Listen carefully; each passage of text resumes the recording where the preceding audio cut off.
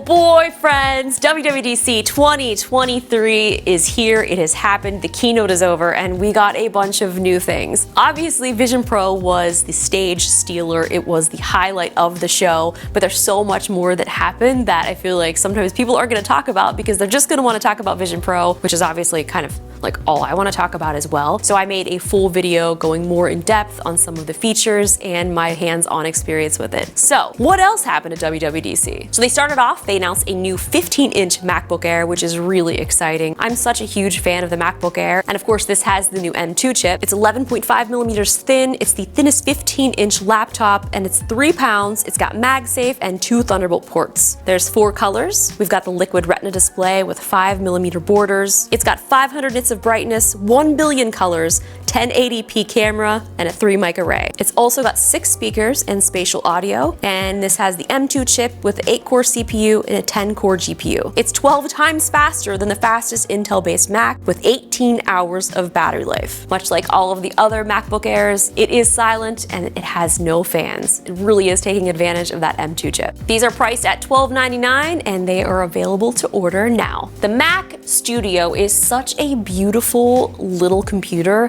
and I'm so glad that they're still keeping this in the lineup. This also got an update today. The Mac Studio now has an M2 Mac chip and it's 25% faster than an M1, rendering up to 50% faster than M1, and it's introducing a new M2 Ultra chip. This combines 2 M2 Max chips. That's a lot of chips. 24-core CPU, 76-core GPU, and it supports up to 192 gigs of memory. I almost hit the floor on that one. Like, that's just...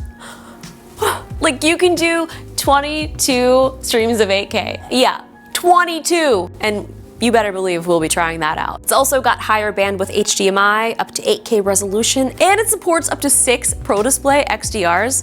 Like, that's, how much money is that? What's 6 times, what's that math? $36,000 for displays. Holy moly. I need another line of credit. Also a fan favorite, the new Mac Pro is now getting the M2 treatment, and I could not be more excited. I still love this design, and I remember being at WWDC when they first announced the Mac Pro. Might have been one of the best days of my life, and now today might be the best day of my life, so there's that. Every Mac Pro now comes with an M2 Ultra chip, 24-core CPU, 76-core GPU, and of course will support up to 192 gigs of memory. Now it has an afterburner card, but it's actually the equivalent of 7 afterburner cards, all in one, thanks to the new M2 chip. This is something that I was most excited about, 8 freaking Thunderbolt ports. That is so beautiful. Like, that is just music to my ears. Now, the Mac Pro is definitely made for customization, especially doing higher end music production, video production. You need that power and those ports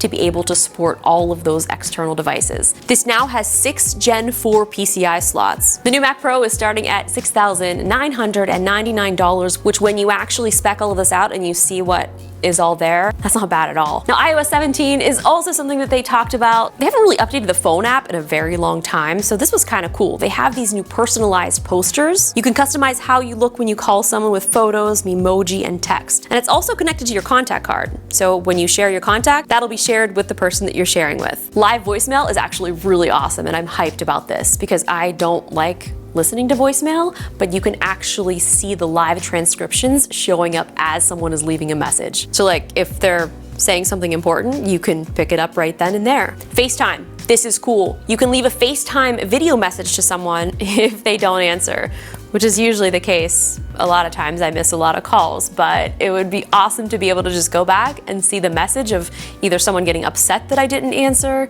I don't know. It's going to be really neat, and I'm so excited that they added this feature. In Messages, they've got new search filters, so you can start a search and then narrow the terms. There's a catch-up arrow that lets you jump up to what you missed, and replies are so much better now. You can swipe to reply. Voice messages are transcribed, which I'm so excited about. All of my friends love doing voice messages, and I just feel like they're tiny voicemails, and I don't like voicemail, but now it's basically turning that tiny voicemail into text. I'm here for it now. This new check-in feature is really cool. This will let your family or friends know that you have arrived somewhere safely and automatically. And if you haven't got there yet, they can check in and see where you're at, and they'd be able to see things like battery level, cell service, and of course this is all end-to-end encrypted. There is a new layout and design for the iMessages app menu, which I like. I feel like they've kind of put all of those little icons and kind of hidden them away so you don't have to see them when you're typing or accidentally hit them. There's also a new stickers experience, so you can create stickers using live photos and save them. You can add effects, and you can also now react to messages with stickers. You'll be able to use these and access them in third-party apps or anywhere where emojis are available. AirDrop is something that I cannot live without,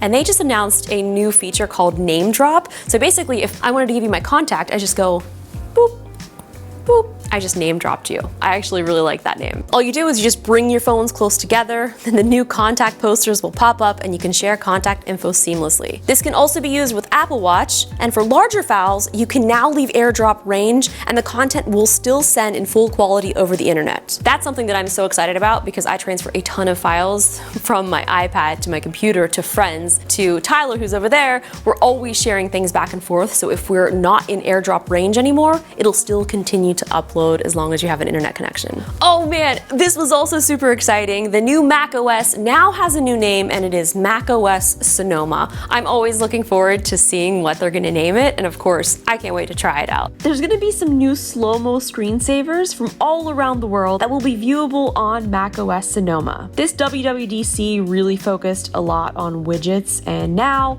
widgets are on the Mac and better than ever. These widgets can live right on the desktop, and they can change the look depending upon how your desktop looks. Now in the widget gallery, using continuity, it can access iPhone widgets on the Mac now. There was also a lot of focus about gaming on the Mac. There's a new game mode, which will prioritize the CPU and GPU. This allows for optimized gaming experiences for smoother frame rates. It was also so cool to see Kojima on the stage, bringing us Death Stranding, the director's cut, to the Mac. I'm also a huge fan of the Apple Watch, as you know, so it's always so exciting to see all of the new things that WatchOS will have in store for us. One of the biggest WatchOS 10 features is bringing cycling to the Apple Watch. It can connect to Bluetooth-enabled bike sensors. There's new cycling power workout view, and this was super cool. Your cycling workouts can mirror on the iPhone full screen display, so if you are using your phone for navigation and it's mounted on your bike, your Apple Watch will be mirrored to the display as well. They also added some new hiking features, so the compass will auto-generate waypoints with GPS. There's a new elevation view, and you can see a 3D view of your saved waypoints. iPadOS 17 also has some really cool new features. There's new interactive widgets that will give you quick interactions without having to actually open the app. You can control everything right from the widgets. There's also now personalized lock screens, just like on the iPhone, with custom wallpapers, text, fonts, colors, and more. Live Activities is also pretty cool. You can keep track of food orders, travel plans, sports scores, and you can even keep track of multiple timers. It's about time.